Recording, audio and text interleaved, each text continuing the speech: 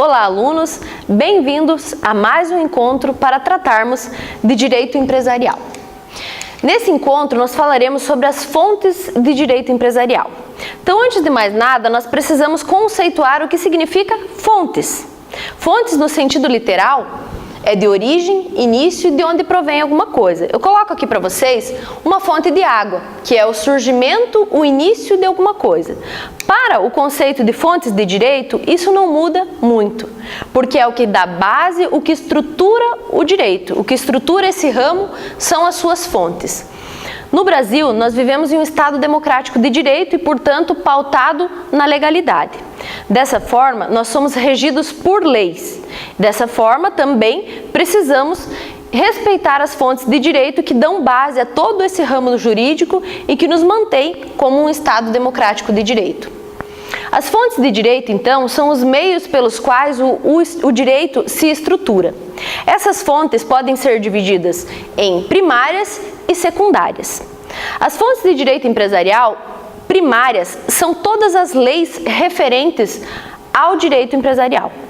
Dentre essas leis, nós citamos o Código Comercial, ainda em vigor a segunda parte, referente ao direito marítimo. Nós citamos o Código Civil de 2002, além de diversas outras leis extravagantes, tratados e convenções internacionais ratificadas pelo ordenamento jurídico brasileiro.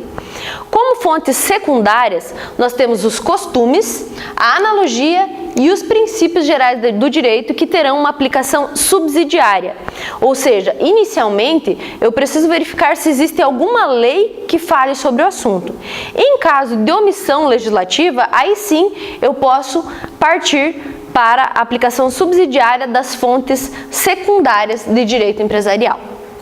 As fontes de direito, então, primárias, nós temos que citar a Constituição Federal como sendo a principal fonte, pois, como eu falei para vocês no outro encontro, a Constituição Federal é o que há de mais importante no país em relação a regramentos. Então, inicialmente, a Constituição Federal dá base ao direito empresarial, assim como a todos os outros ramos do direito.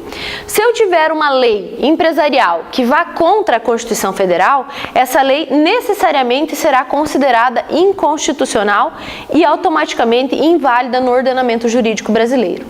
Além disso, todas essas questões, essas leis que já foram citadas, fazem parte das fontes primárias de direito empresarial. Quando nós falamos em fontes secundárias, repito, são as fontes que são aplicadas somente em caso de omissão legislativa, somente quando não existir na lei, nós temos inicialmente os costumes. O que são costumes? Costumes são as práticas reiteradas e aceitas pela comunidade empresarial como sendo uma regra, uma norma que seja obrigatória. O melhor exemplo que nós podemos citar de costumes dentro do direito empresarial são os boletos. Os boletos são práticas muito utilizadas no nosso dia a dia empresarial, porém não existe nenhuma lei que regulamente a emissão de boletos e o pagamento dos boletos pelas empresas.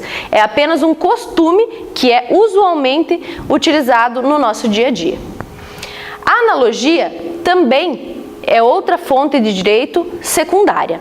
A analogia seria a comparação de dois casos que são parecidos. Então, repito, somente quando não existir uma lei que fale sobre o assunto, você pode pegar um caso parecido e fazer uma comparação. Seria uma aplicação que discipline um caso semelhante. Os princípios gerais do direito são os princípios que norteiam o ordenamento jurídico. Eles antecedem a criação da lei e, posteriormente, então, podem se tornar leis. Essas fontes são utilizadas diariamente para a resolução de conflitos relacionados ao direito empresarial. Então, é de suma importância que a gente conheça essas fontes e saiba como aplicá-las na prática.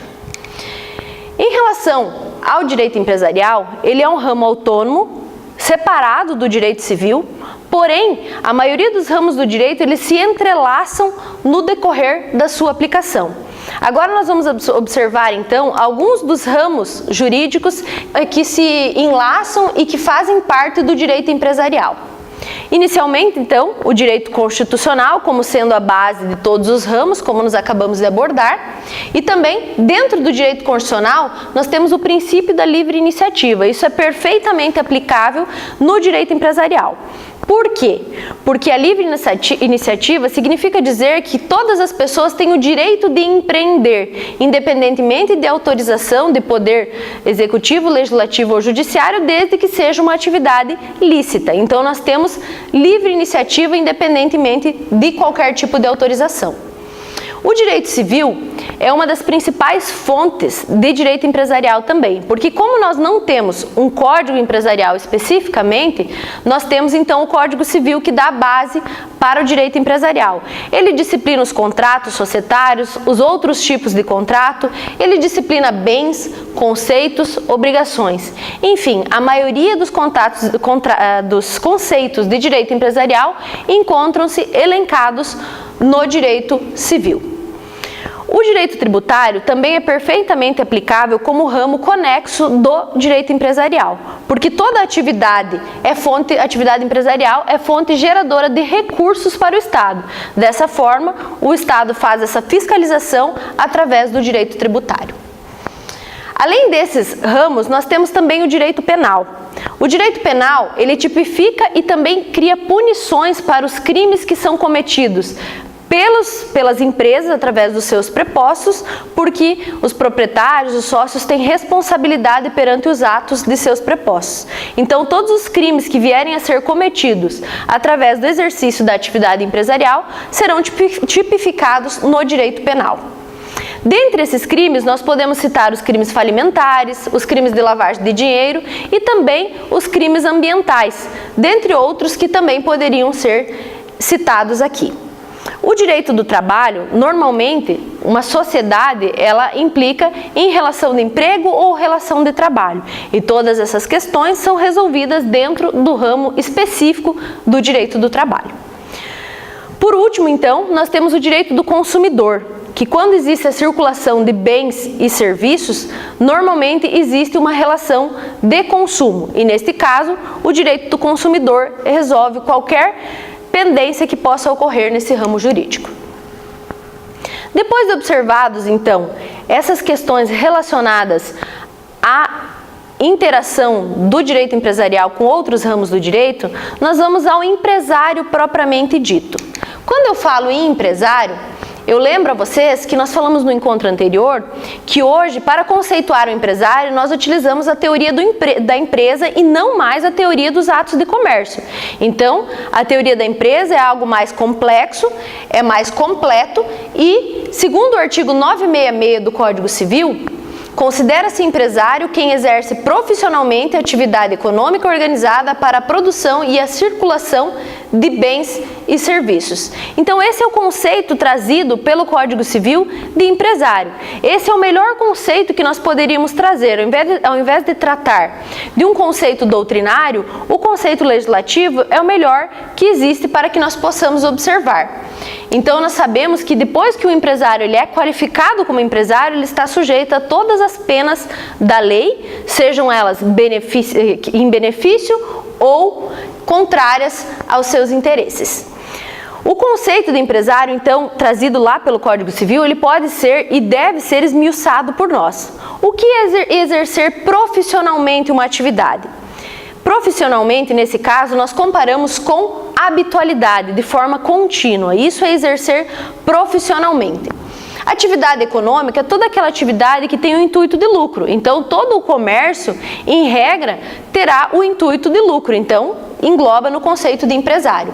A organização é toda atividade articulada, planejada. Isso se engloba também dentro do conceito de empresário. A produção e circulação de bens e serviços é o que faz com que realmente isso aconteça, porque reúne todas as características anteriores que nós mencionamos aqui. E por último, dentro das características para conceituar o empresário, nós temos o monopólio de informações, porque o empresário ele precisa ter conhecimento de tudo o que acontece dentro da sua empresa, porque independentemente dele conhecer ou não, ele é responsável por todos os atos que são praticados pela sua pessoa jurídica.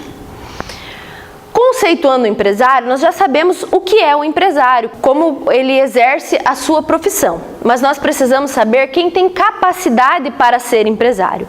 E quando eu falo em capacidade aqui, eu falo de capacidade civil. São aquelas pessoas que o direito permite que exerçam os seus atos sem outra pessoa os representando ou os assistindo. Nós adquirimos, ao nascer com vida, a personalidade jurídica, que é o direito de ser titular de direitos e obrigações, porém a capacidade para administrar esses bens, eventuais bens, ocorre somente, em regra, a partir dos 18 anos. Segundo o artigo 972, podem exercer atividade de empresários que estiverem em pleno gozo da capacidade civil e não forem legalmente impedidos. Então, vocês verificam aqui que quem pode exercer atividade empresarial, quem pode ser empresário, são aquelas pessoas capazes civilmente e que não exista nenhum impedimento legal. Nós já vamos observar esses conceitos também. O Código Civil, nos artigos 3º e 4º, listam quem são os incapazes, alguns absolutamente incapazes e outros relativamente incapazes. Os absolutamente incapazes são apenas aqueles menores de 16 anos, aquelas pessoas que ainda não atingiram 16 anos e não são emancipados, eles são absolutamente incapazes. Já os relativamente incapazes, existe uma listagem um pouco maior, sendo relativamente incapazes os maiores de 16 anos e menores de 18 anos, então aquelas pessoas que estão na faixa etária entre 16 e 18 anos são relativamente incapazes. Além disso, nós temos aqui os ébrios habituais e os viciados em tóxicos, que são aquelas pessoas que bebem continuamente ou que estejam viciados em tóxicos, e também aquelas pessoas que por uma causa transitória não possam exprimir a sua vontade, não possam dizer quais são os seus interesses naquele momento. E além disso, nós temos também os pródigos, que são aquelas pessoas que dilapidam o seu patrimônio, colocando em risco o seu patrimônio também. Esses também são considerados relativamente incapazes. Importante registrar aqui para vocês que nós tivemos uma alteração recente, em 2015, retirando algumas pessoas como absolutamente incapazes, algumas condições. Então, esse é o texto de lei atual, que traz como absolutamente incapazes somente os menores de 16 anos. A atividade empresarial, ela pode ser exercida, porém, por incapazes, porém com algumas restrições. Os absolutamente incapazes, eles precisam ser representados, então pelos pais ou responsáveis, e qualquer ato que eles venham a praticar sem o auxílio, a representatividade desses pais ou responsáveis, eles serão nulos, é como se não existissem. E nós temos os relativamente incapazes que poderão ser assistidos pelos pais ou responsáveis. Então, ao invés de ir alguém no seu lugar, ele poderá apenas acompanhar o ato desse menor, dessa pessoa relativamente incapaz. Nesse caso, nós temos a possibilidade de anular os atos que forem praticados sem essa assistência.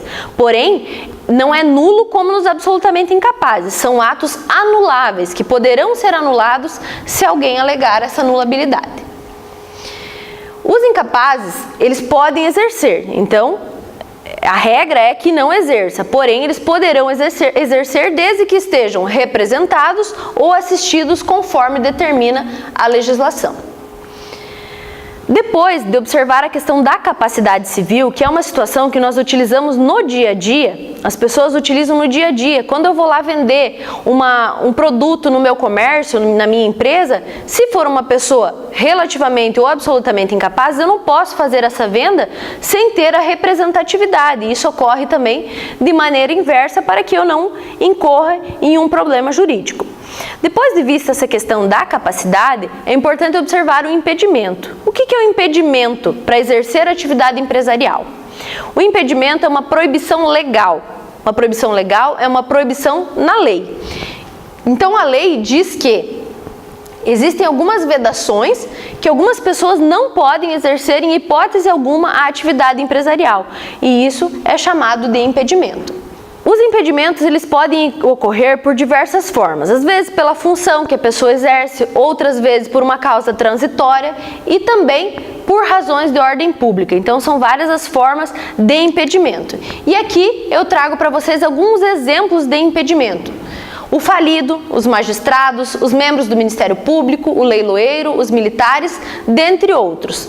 Porém, é importante destacar que não são todos os magistrados que não poderão exercer qualquer atividade empresarial. Existem restrições específicas. Os magistrados não poderão exercer função de administradores da sociedade empresarial. O falido também, somente até quitar as suas despesas, as suas questões jurídicas, para depois poder voltar a exercer a atividade empresarial. Lembrando, pessoal, que todos esses atos já praticados por essas pessoas impedidas, elas terão validade perante terceiros. Os terceiros de boa-fé não poderão ser prejudicados por aquela pessoa ter exercido a atividade empresarial, mesmo estando impedido.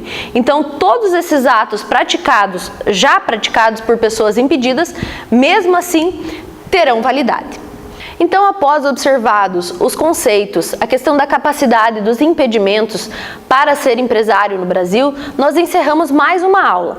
Eu espero vocês na próxima aula com muito entusiasmo para transmitir mais conhecimentos. Obrigada pela atenção.